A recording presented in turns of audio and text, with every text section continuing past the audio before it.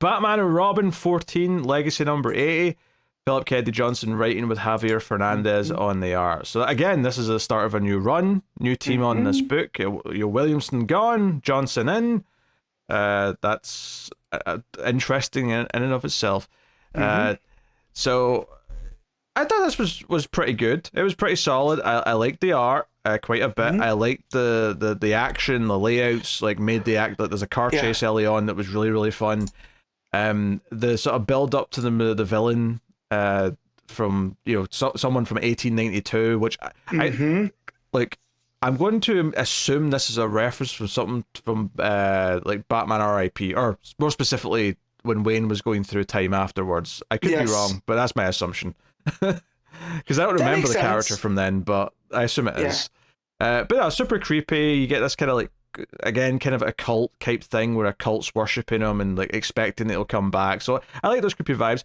I will say it does feel like Damian is kind of like regressed like immediately. It's almost like we always do this where when a writer's done with Damian and they have him go through a bit of a change where he grows up a little bit or softens up a little bit, the new writer comes on and he's back to being like at his most Damian again, where he's being a little shit and he just wants to go patrol. He doesn't want to go to the dumb party that Bruce wants to go to, even though it's going to like help fund medical research or whatever it is. So yeah, it feels like Damian's regressed a little bit, which is not to say that I didn't enjoy some of his back and forth. The idea that he says something kind of shitty about Thomas Wayne and then Bruce is like, oh, we're going to have a talk about that later. I did think it was an interesting beat to play. So yeah, because we never really get that, right? We always get that Damian is Talia's son, right? And we talked about that grandpa. We never really gotten like Damian giving takes on the Waynes. So I thought that was interesting for sure. Yeah, because Bruce keeps saying, or people keep saying to Bruce and Damian, oh, your father would be proud of what you're doing tonight, Bruce. And Damian kind of like, I never met him. He basically just says that. I never met him. Yes. I don't care. But yeah, opening action scene in the cars is very good. Batman and Robin are jumping from these different bad guys' cars. The cars are going to blow up. So their whole thing here is actually to grapple all of the villains that are in the cars and have them all dangling off this bridge so that when the cars go off and blow up, they're all dangling safely away from it. So it's a really fun action set piece. It really just feels like a nice big introduction to the start of the whole thing. But yeah, like I say, it all revolves around this gala that's happening. Damian doesn't want to go. Batman insists that he has to, and the patrolling is not the only way that Batman and Robin can help the city. So we get grumpy Damian throughout. We get this idea that people are starting to hate Bruce and see him as interfering as a rich guy because he's doing up parts of the neighborhood. He's fixing things. He introduces a doctor that worked with his dad, who's going to be running this new medical facility that he's all funding with all these other rich people. So yeah, there's a bunch of setup, which I'm sure they're going to get to. There's also a couple of scenes where Damian is putting up with a little girl who comes up to talk to him. I get the impression she is younger than him, so it's not like she's flirting with him necessarily. It's more just that she's a young kid who's very eager to talk about she's precocious stuff. And Damian is basically, well, he makes her cry. Let's just say it. He straight up makes her cry. Which isn't the first time. This is like the Damian special. He's going to talk down to people. He doesn't care how old they are. Yes. So eventually bad guys show up and take some people hostage outside, and Bruce has to run down and try and deal with it, and he doesn't have time to get into outfit, so his whole idea here is just to cut the power so that he's operating in shadows. So but I actually relate the art in that page. Like, see when you see him like come for the punch and it's like a POV shot from the criminal, and it's just the silhouette and the eyes are white. Nice stuff. The action in this is very, very good. Well, and just these cult members, right, with wearing all the masks, they look so creepy because of the the way that the shadows are hitting the eyes, right?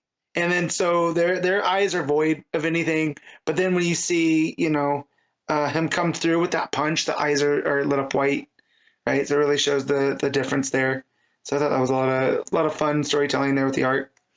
Yeah, and then the big sort of thing that's building up to is that the cult wanted in here because down in the basement area there's a furnace where this villain who I think they call him Memento Mori. Yes. And he's sort of up. He looks very like, obviously he's got a mask on, but otherwise he's got a very sort of Jack the Ripper outfit. And he's doing some rhyming to be very ominous. And as he's like monologuing to Batman, you see the fires spreading to other parts of the building, and there's an explosion, and Damien's thrown off his feet, and that's the cliffhanger of the issue. I liked the build up to the villain. I really liked. I also really liked the action and the art and the layouts to it. The Damien stuff was a bit more mixed because it does feel like he's kind of regressed to being, I mean, not even like Damien at the start of like this book, more Damien from like 10 years ago. Yeah, like Batman and Son Damien. Yeah. Well, that was 20 years ago, Matt. Oh God, stop with the numbers. Oh, okay, almost 20 years ago. It's almost. Yeah, but you're rounding up. It still hurts. Yeah, it doesn't make it hurt any less. Yeah. I mean, 10 years ago, we're only 2 years away from Rebirth, Matt. Just let that sink in. I don't like it. Stop it. Yeah. I thought it was fine. Definitely first issue stuff. I knowing that it's Philip Kennedy Johnson, I'm wondering what this old man has to deal with that god. I don't get the impression this is going to tie into that, but who knows? It's entirely possible. It is interesting seeing a very different part of the universe under Johnson.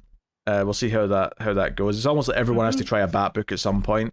Yeah, and maybe this will probably end up being his best-selling book just because it's a Batman book. But yeah, it's not a complete home run of a first issue. I definitely am interested in reading more of it. Like I'm game. I'm on board.